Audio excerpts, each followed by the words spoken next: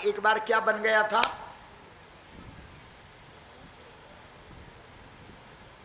बोलो। अज्ञात वनवास में। अब हिंट दे दिया। अज्ञात वनवास में भारत क्या बन गया था? सवाल है। किन्नर बन गया था, हिजड़ बन गया था, नपुंसक बन गया था। बोलो है कि नहीं है? इसका मतलब कभी कभी भारत भी सब कुछ मुझसे ही बुलवाओगे। भारत भी नपुंसक बन जाता है। कहीं आजकल ही तो नहीं बना हुआ है। क्यों नहीं बना हुआ? भारत का सिर क्या है बताओ? कैलाश। और कैलाश तुम्हारे पास है कि किसी और के पास है? कैलाश मानसरोवर की यात्रा चीन। बोलो, पूछो। कैलाश मानसरोवर तो भारत का सिर है तुम्हारी हिम्मत चीन से ऐसा बोलने की कैलाश वापस दे? बोलते क्यों नहीं हो? हाँ तो तब हम कैसे मान लेंगे तुम वीर हो? क्योंकि भारत का सिर कैलाश मानसरोवर है। 62 की लड़ाई में छीना है उसने। चीन किसको बोलते? जो छीनता है, जिसमें छीनने की आदत है, वही तो चीन है। मान सरोवर की लहरों तक भारतवर्ष हमारा है। गौ गंगा गिरिराज हिमालय प्राणों से भी प्यारा है। हम लोग जब छोटे छोटे थे इसको गाते थे, गौ गंगा गिरिराज हिमालय प्राणों से भी प्यारा है। मान सरोवर की लहरों तक भारतवर्ष। भारत माता की, भारत माता की। तो कैलाश मानसरोवर भारत का सिर है, और जो कश्मीर है वो भारत का दिमाग है। और कश्मीर का क्या हाल है वो आप देख रहे हैं। बोलो, देश के अंदर क्या हो रहा है आपको पता है?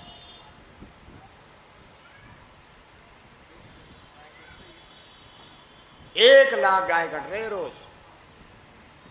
और तुम्हारे शास्त्र कहते हैं जहां गाय का खून गिरता है वहां न पूजा लगती है, न पाठ लगता है, न यज्ञ लगता है, न जप लगता है, न तप लगता है, न तीर्थ काम करता है, न व्रत काम करता है, न श्राद्ध होता है, न तर्पण होता, कुछ भी नहीं होता। बहुत ध्यान से सुनिए, कुछ भी नहीं लगता। तो अर्जुन एक बार नपुंसक बन गया। क्या बन गया? नपुंसक। और उस नपुंसक बने हुए भारत को कौन ढूंढ रहा है?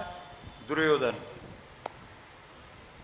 क्योंकि शर्त है, बहुत ध्यान सुनो भाई लोग, बड़े ध्यान से सुन रहे हैं, माता लोग सुनो। दुर्योधन क्यों ढूंढ रहा है? क्योंकि शर्त है क्या? कि 12 साल का वनवास होगा, 13वें वर्ष का अज्ञात वनवास होगा। अगर अज्ञात वनवास में तुम लोगों का पता लग गया तो फिर से, हाँ बहुत अच्छा, फिर से वनवास हो। इसलिए दुर्योधन ने चोरी, वो बोलते हैं ना, एड़ी चोटी का जोड़ लगा दिया। पता करना है, दुर्योधन पता करना है। दुर्योधन सोच रहा है पता करना है, पता करना है, पता करना है। बहुत ध्यान दीजिए। तब दुर्योधन भीष्म के पास गया। भीष्म से पूछा दुर्योधन ने कि दादा हमने पूरा जोर लगा दिया, उन लोगों को पता ही नहीं लग रहा कहाँ है।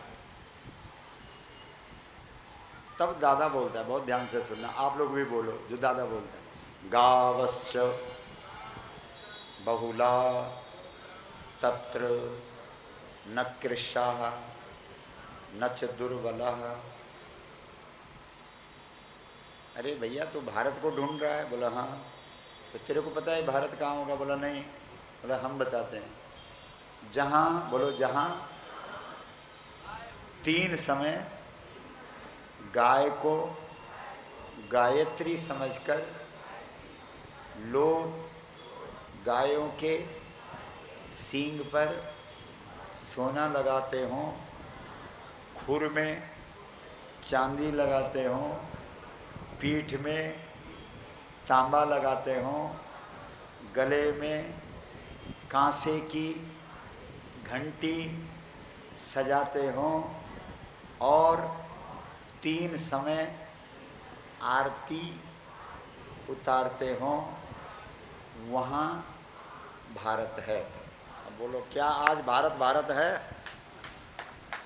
बोलो, ये है भारत की परिभाषा। बताओ, जहां बड़े बड़े ऐसे तिलक लगा दिए, ऐसे हमारे जैसे माला पहन दी, वो नहीं है भारत। माला पहनने से कोई भारतीय नहीं होता, तिलक लगाने से कोई भारतीय नहीं होता। सच्चे भारतीय की पहचान है, बोलो गायत्री। जो गाय को गायत्री समझता है। कितने लोग हैं यहां जो गायत्री मंत्र जानते हैं? बहुत अच्छे हैं, बहुत अच्छे हैं। गायत्री कौन है? अब तो मजबूरी में बोलना पड़ेगा। क्या पहले से तुम्हें पता था कि गाय गायत्री है? मतलब ही नहीं। गाय चतुष्पदा है, बोलो। लेकिन तुमने जो गायत्री का फोटो रखा, गायत्री चतुष्पदा है। जो तुमने घर में गाय का फोटो रखा है उसमें 4 पैर हैं, जोर से बोलो। उसमें क्या है? 4 हाथ हैं। यही तो गड़बड़ कर गए तुम। अरे इस देश के ऋषियों ने गाय को ही गायत्री बोला है, और गाय ही गायत्री है। जिस दिन ये देश गाय को गायत्री के रूप में देख लेगा, उस दिन इंडिया फिर से भारत बन जाएगा।